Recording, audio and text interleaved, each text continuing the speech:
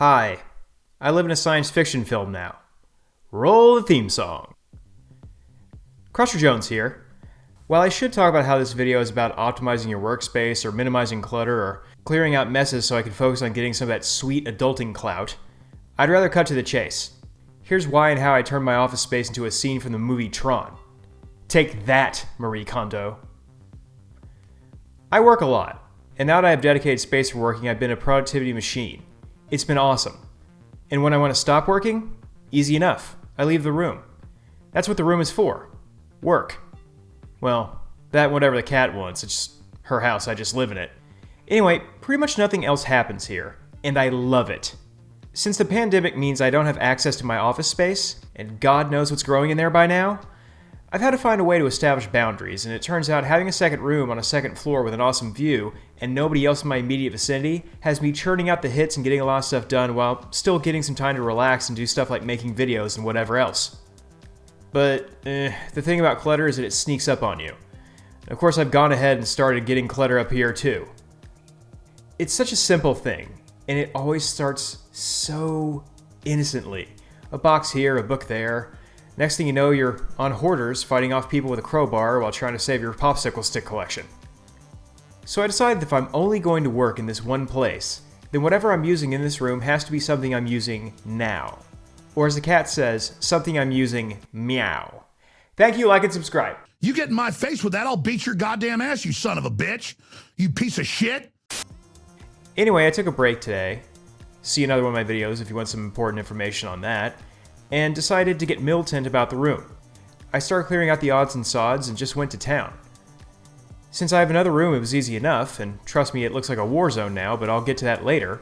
But I wanted to have a sparse working environment to complement some of my other goals, like making my home office look like something out of a scene from all the science fiction and weird movies I like, such as Armored Trooper Votoms or whatever.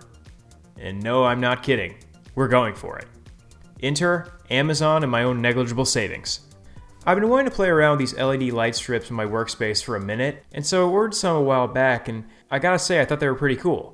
This led me to order some more, and then I got some more, and then I got some more on top of that, and some LED bulbs, which work in the same way.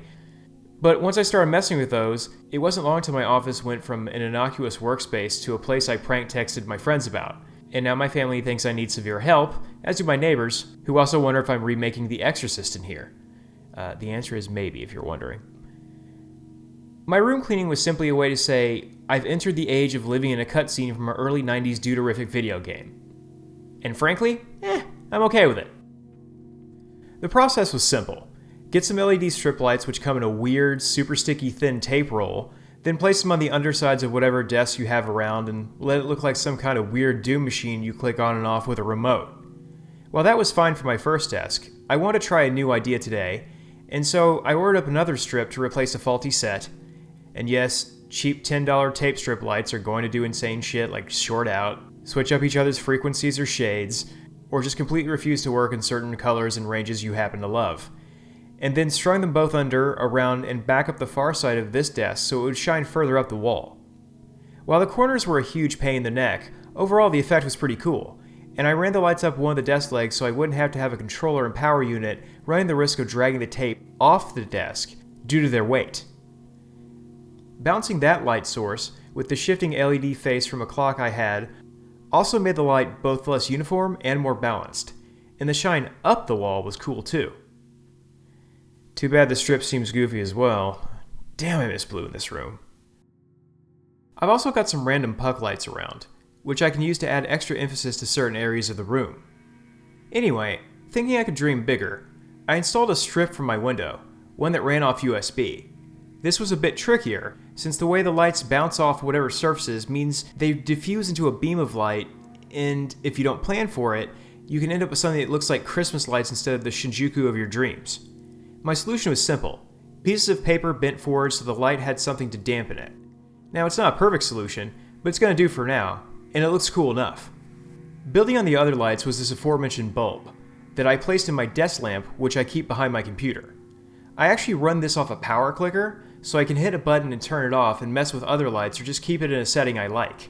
Most of the day I keep it on the white bulb setting, which is actually pretty powerful, and then I go all neon demon at night when I'm winding down. Of course, I decided I should really turn the page on this one, and so I ordered 2 more LED bulbs for my overhead light too. The result? Awesome. I know this is totally dumb, but it's been a fun way to keep me amused when I take breaks from work, and honestly it also looks cool as hell. It also provides enough light to work, but often I'll just sit here and brainstorm ideas and listen to music on breaks, then switch the lamp back onto the white setting and get to town. This is when I'm not testing out goofy presets and fade settings, of course. Total cost? Less than $100, and a minimal time commitment. So there you go. Hope you enjoyed a look at my sci-fi office. Feel free to comment, like, subscribe, ring the old bell, or send me large amounts of unmarked non-sequential bills. The theme song is, as always, Jeremy Blake's A Rising Wave, and I hope you'll stick around for the next video. Until then, later.